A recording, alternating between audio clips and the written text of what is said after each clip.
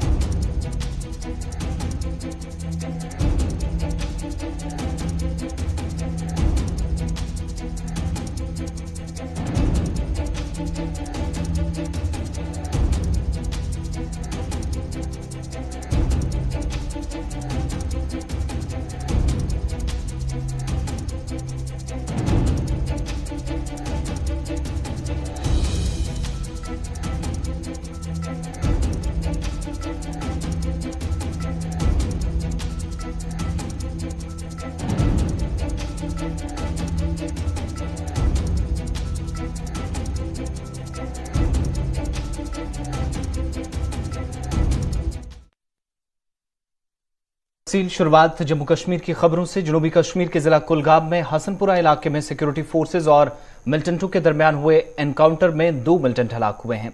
Police ने मिलिटेंटों के मारे जाने की ट्वीट के जरिए तस्दीक कर दी है। मारे गए मिलिटेंटों का ताल्लुक मकामी तंजीम अल बद्र से बताया गया है।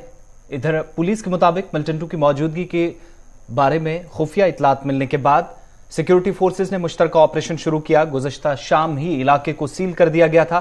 पुलिस ने ट्वीट करके कहा कि कुलगाम तसादुम में अलबर्द तंजीम से वाबस्ता 2 मिलिटेंट मारे गए हैं। मिलिटेंटों की शनाख्त और ताल्लुक का पहले पता नहीं चल सका था, ताहम अब बताया जा रहा है कि दोनों मिलिटेंट मकामी हैं, जिनसे हथियार और गोला बारूद समेत काबिल एतराज मवाद भी बरामद किया गया है।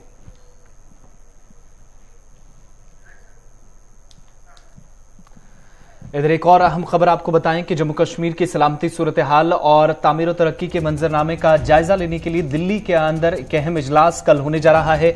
वज़ीर दाखिला अमित शाह इस इजलास की सदारत करेंगे और कल यानी 11 जनवरी को नई दिल्ली में जब ये इजलास होगा तो इसमें सिविल और पुलिस इंतजामिया के आला अफसरान के साथ जम्मू कश्मीर के कुछ सीनियर अफसरान दिल्ली पहुंचकर मौजूदा सूरत हाल पर ब्रीफ करेंगे और हालात का अज खुद वज़ीर दाखिला अमित शाह नोटिस लेने वाले हैं, जायजा लिया जाएगा।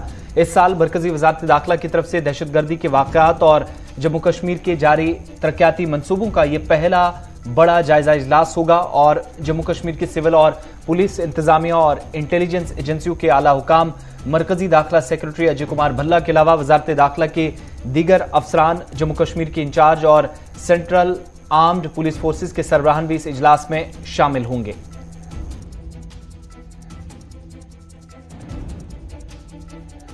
इस इजलास में बताया जा रहा है कि सीनियर अफसरान की शिरकत का भी इम्कान है और जराये के मुताबिक मीटिंग के लिए कोई एजेंडा जारी नहीं किया गया है।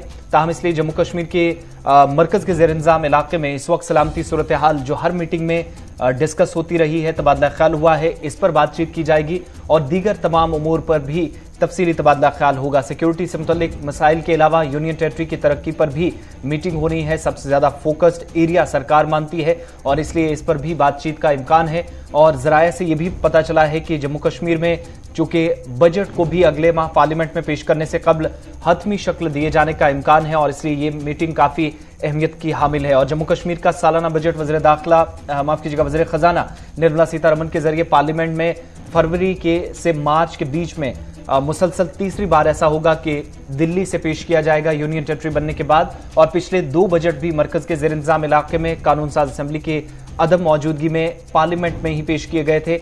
ये तीसरा बजट होगा। उससे पहले भी इजलास काफी अहम माना जा रहा। 2022-23 के लिए जम्मू कश्मीर का बजट एक बार फिर 2021-22 मालियाती साल के दौरान अखराजात के लिहाज से भी 1 लाख करोड़ रुपए से तजावुज कर जाएगा। इस तरह की भी खबरें मौसूल हो रही हैं। लेकिन इन सारी चीजों पर गुफ्तगू करने के लिए, पॉइंट टू पॉइंट डिस्कस करने के लिए कल का इजलास काफी अहम माना जा रहा है, जिसके जो दिल्ली के अंदर वज़ीर दाखिला अमित शाह की सदारत में मुनक्किद किया जाएगा।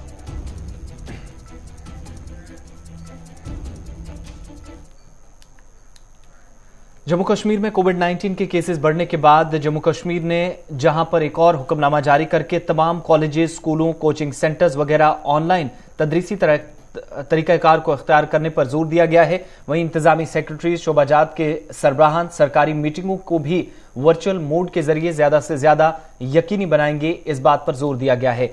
कॉलेज हो, स्कूल हो, पॉलिटेक्निक्स हो, ITIs हो, कोचिंग सेंटर्स हो, कोचिंग सेंटर्स के साथ चलने वाले स्कूल्स हों या फिर इंजीनियरिंग और NEET यानी नीट वगैरह के ऑनलाइन तालीमी सरगर्मियां हों, इनको वर्चुअल मोड के जरिए लाया जाएगा, जिसके लिए तमाम यूनिवर्सिटियों, कॉलेजेस और स्कूलों के लिए हुक्मनामा जारी कर दिया गया है। इस बीच ऑफलाइन तालीमी सरगर्मियों को कोविड के बढ़ते केसेस को कम से कम करने के लिए फिलहाल इंतजामिया की तरफ से एक और हुक्मनामा जारी किया गया है। Chief secretary doctor Arun Kumar Mehta की तरफ से चेयरपर्सन स्टेट एग्जीक्यूटिव कमेटी की हैसियत से रात देर गए एक सरकारी सर्कुलर जारी किया गया और हुकूमत ने तालीमी इदारों को सिर्फ इम्तिहानी मकासद के लिए ही हिफाजती टीके लगाने वाले अमले की बराह रास्त हाजिरी को यकीनी बनाने पर जोर दिया है। हुक्मनामे में यह भी कहा गया है कि किसी भी इंडोर या आउटडोर इज्तिमा में शिरकत के लिए लोगों की ज्यादा से ज्यादा तादाद 25 तक महदूद रहेगी। तमाम अजला में रात 9 बजे से सुबह 6 बजे तक गैर जरूरी नकलो अमल पर मुकम्मल पाबंदी के साथ नाइट कर्फ्यू रहेगा। यह पहले भी हुक्मनामे में कहा गया था, जिसको अब रिपीट किया गया है। साथ ही यह भी ऑर्डर में कहा गया कि तमाम सरकारी महकमे, दफातर जाती तौर पर मुलाकातें, बातचीत वगैरह को कम से कम किया जाए और तमाम इंतजामी सेक्रेटरीज, महकमों के जो सरबराहान हैं, इदारों के HODs हैं, सरकारी मीटिंग्स जो करेंगे, इनका इनेकाद भी वर्चुअल मोड के बेहतरीन इस्तेमाल को यकीनी बनाने के साथ किया जाए और तालीमी इदारों के अंदर भी ऑनलाइन सरगर्मियों को फरोग देने के लिए ऑनलाइन मोड ही अपनाया जाना चाहिए।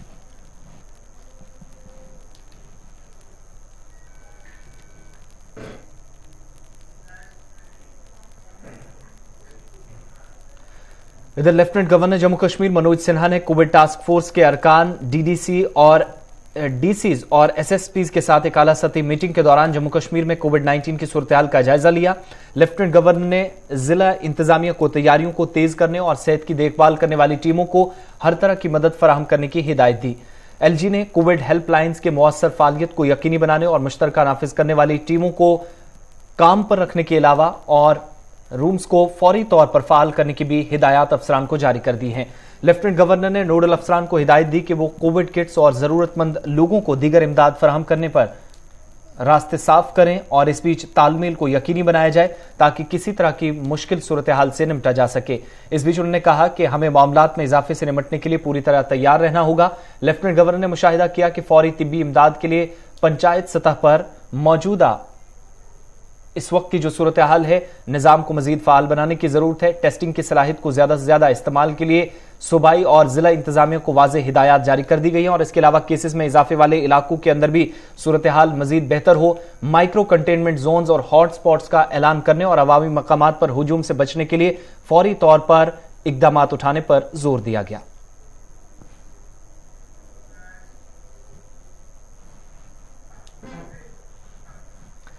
कोविड के बढ़ते केसेस के बीच माता वैष्णो देवी कटरा जम्मू पहुंचने वाले अकीदतमंदों की भारी भीड़ एक बार फिर कटरा भवन में जमा होना शुरू हो गई है।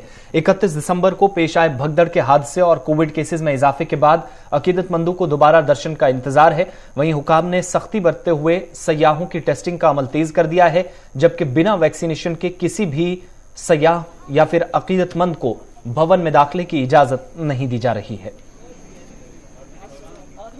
हाथ में दिखाओ, हाथ में दिखाओ।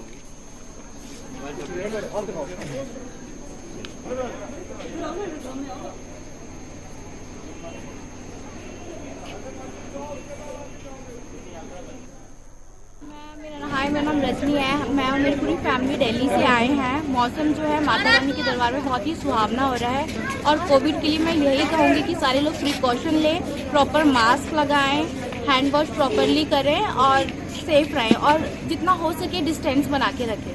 हम बाबा वैष्णो देवी के दर्शन करने के लिए आ रहे हैं। ऊपर बर्फ भी काफी ज्यादा गिरी हुई है, कितना आनंद उठाएंगे बर्फ का? बहुत ज्यादा। मैं तो दिल्ली से, वहाँ पे तो जैसे आपको पता ही है कि बर्फ नहीं होती है, तो यहाँ पे जैसे मैं देख रही हूँ आइज है तो बहुत ही अच्छा लग रहा है एंड होपफुल माता रानी के दर्शन भी अच्छे ही होंगे और हाँ हमें बहुत अच्छा लग रहा है। We are enjoying a lot.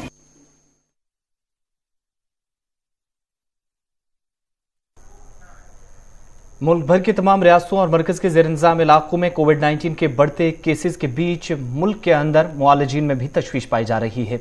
इस सूरत हाल से निपटने के लिए और आगे की हिकमत अमली तय पाने के लिए मुल्क में केसेस की रोकथाम के लिए वज़ीर-ए-आज़म नरेंद्र मोदी ने सूरत हाल का जायजा लेने के लिए मीटिंग भी तलब की। इस दौरान कोविड के हालात पर तबादला ख्याल हुआ। वीडियो कॉन्फ्रेंसिंग के जरिए होने वाली इस मीटिंग में मरकजी वज़ीर सेहत के अलावा काबीना के सेक्रेटरी भी मौजूद रहे। वहीं सरकारी ज़राए के मुताबिक मरकजी वज़ीर सेहत मनसूख मांडविया आज रियासती वज़राए सेहत के साथ कोविड-19 की सूरत हाल पर बातचीत करेंगे और मुल्क के अंदर बढ़ते केसेस और इनकी रोकथाम के बीच टीकाकारी के अमल को मजीद तेज करने पर तफसीली तबादला ख्याल होगा।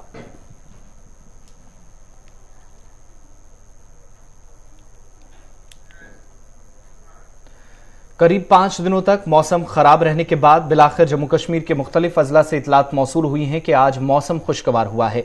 महकमा मौसमियात की पेशनगोई के मुताबिक आज से 16 जनवरी तक मजीद बर्फबारी का कोई इम्कान नहीं है। इस बीच जम्मू श्रीनगर शाहराह पर रामबन और बनिहाल के दरमियान ट्रैफिक की नकलो हरकत तीसरे रोज भी मुअत्तल रही। ताहम देर रात गए शाहराह को यकतरफा ट्रैफिक के लिए बहाल कर दिया गया। मजमूई तौर पर पिछले एक हफ्ते के दौरान शाहराह 5 रोज तक बंद रही। रामबन और बनिहाल के दरमियान शाहराह की बहाली का काम इतवार शाम तक भी जारी रहा, जिसके बाद गाड़ियों को आगे जाने की इजाजत दी गई। आज सुबह एक बार फिर शाहराह पर पस्सियां गिरने की वजह से आमदोरफ्त मुतासिर हुई। ताहम इस बीच पुलिस और सिविल इंतजामिया की मुसलसल कोशिशों के बीच अब से थोड़ी देर पहले चट्टानें खिसकने वाले इलाकों से एहतियात के साथ गाड़ियों को अपनी अपनी मंजिल की जानिब रवाना किया गया। शाहराह की बहाली ताखीर का शिकार हुई। शाहराह की बहाली का काम मुकम्मल करने के दौरान कई तरह की मुश्किलात से भी इंतजामिया को गुजरना पड़ा। ताहम अभी ताजा तरीन सूरत हाल के मुताबिक वादी कश्मीर जाने वाली गाड़ियों को एक एक करके उन मकामात से आगे निकाला जा रहा है जहां पर आज सुबह दोबारा पत्थर गिरने से ट्रैफिक मुतासिर हुआ था। इस बीच बताया जा रहा है कि उधमपुर रामबन के दरमियान शाहराह एकतरफा तौर पर बहाल होने के बाद हजारों मालबरदार और मुसाफिर गाड़ियां वादी कश्मीर की तरफ रवाना की गई हैं।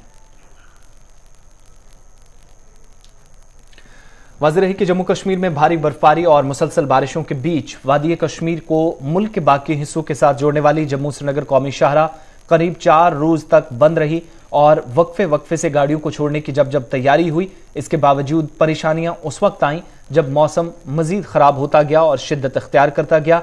तकरीबन 5 से 6 फीट तक बालाई हिस्सों में बर्फबारी के बाद निचले इलाकों में बारिश की वजह से भी ट्रैफिक की आवाजाही बुरी तरह मुतासिर हुई। वादी कश्मीर में जरूरी सप्लाई ले जाने वाली गाड़ियां भी जम्मू श्रीनगर कौमी शाहराह पर करीब 4 दिनों तक दरमांदा रहीं।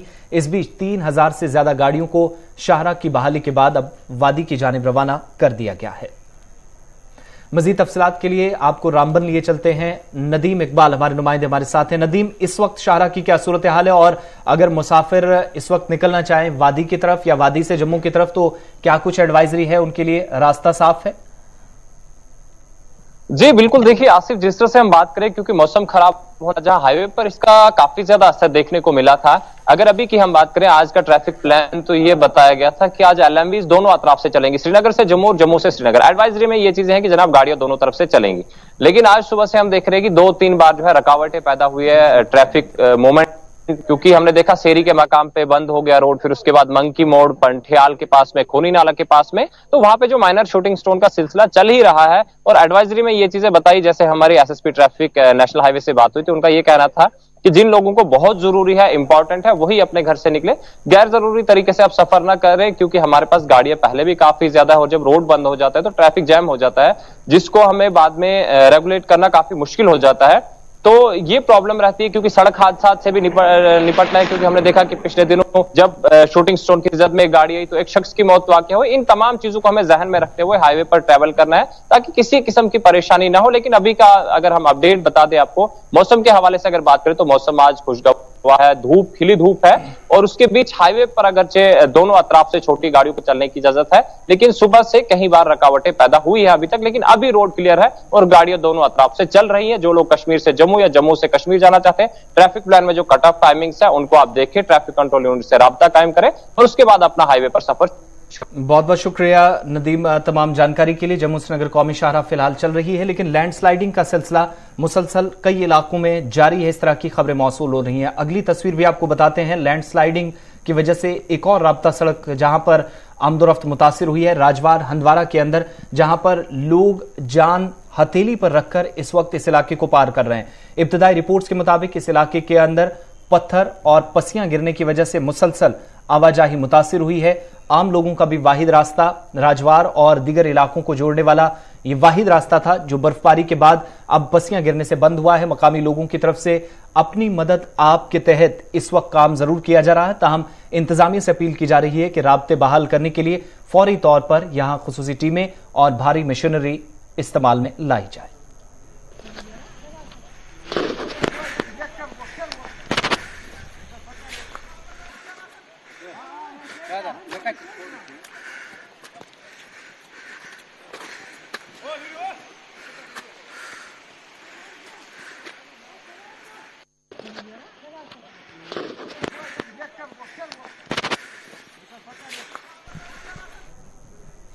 वादी कश्मीर के साथ साथ जम्मू सूबे के अंदर भी बर्फबारी के बाद अब शदीद बारिशों ने मुख्तलिफ इलाकों में काश्तकारों की मुसीबत बढ़ा दी है। इस बीच खड़ी फसलों को मुतअद्दिद इलाकों में नुकसान पहुंचने की इतलात मौसूल हो रही हैं।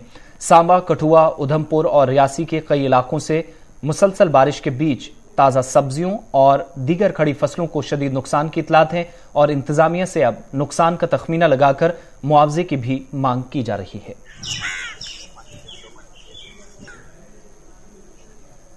60-70 हज़ार रुपए का है, बाकी नुकसान ही नुकसान है। जेकर हमारा पानी सुख सक जाएगा तो चलो मेरे को जो नुकसान ही नुकसान है।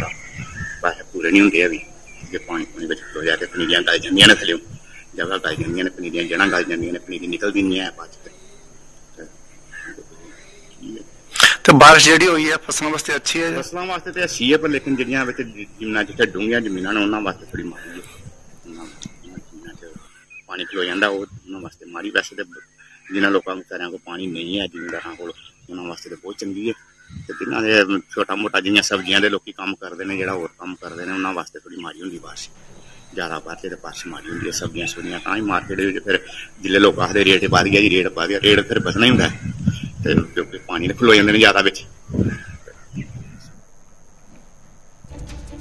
चलिए, इस बीच एक अहम खबर आ रही है कि धर्म संसद का मामला अदालत उज़्मा तक पहुंच गया है। पहले भी कई लोगों की तरफ से कोशिश की गई थी सुप्रीम कोर्ट पहुंचने की, लेकिन अदालत उज़्मा समाअत के लिए अब पूरी तरह तैयार है। चीफ जस्टिस ऑफ इंडिया की तरफ से इस पर कमेंट किया गया है। चीफ जस्टिस की सरबराही वाली बेंच इस मामले की अब समाअत भी करेगी।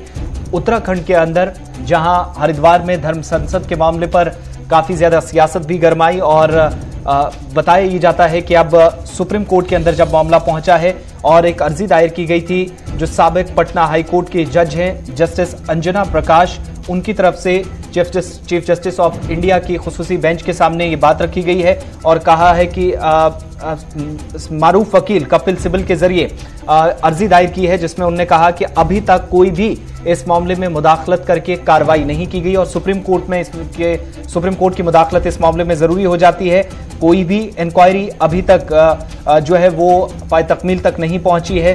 किसी को अभी तक एफआईआर जो लगी हैं इसके बावजूद भी कपिल सिब्बल की तरफ से अदालत के सामने कहा गया है कि कोई भी शख्स अभी तक इस मामले में गिरफ्तार नहीं हुआ है। हालांकि इंक्वायरी जरूर कराई जाएगी, ये बातें कही जा रही हैं, लेकिन इसके साथ साथ मामले पर संजीदगी के साथ कार्रवाई की भी यकीन दहानी कराई गई। एफआईआर भी दर्ज हुई, लेकिन मुकदमे दर्ज होने के बावजूद भी कोई गिरफ्तारी नहीं हुई। लेकिन chief justice of India justice N V Ramana की तरफ से यकीन दिलाया गया है कि वो इस मसले को भी उठाएंगे और न सिर्फ इस पर बात होगी बल्कि अगले कुछ दिनों के दौरान इस पर समाअत भी होगी। चीफ जस्टिस ऑफ इंडिया की यकीन दहानी इस पर कराई गई है।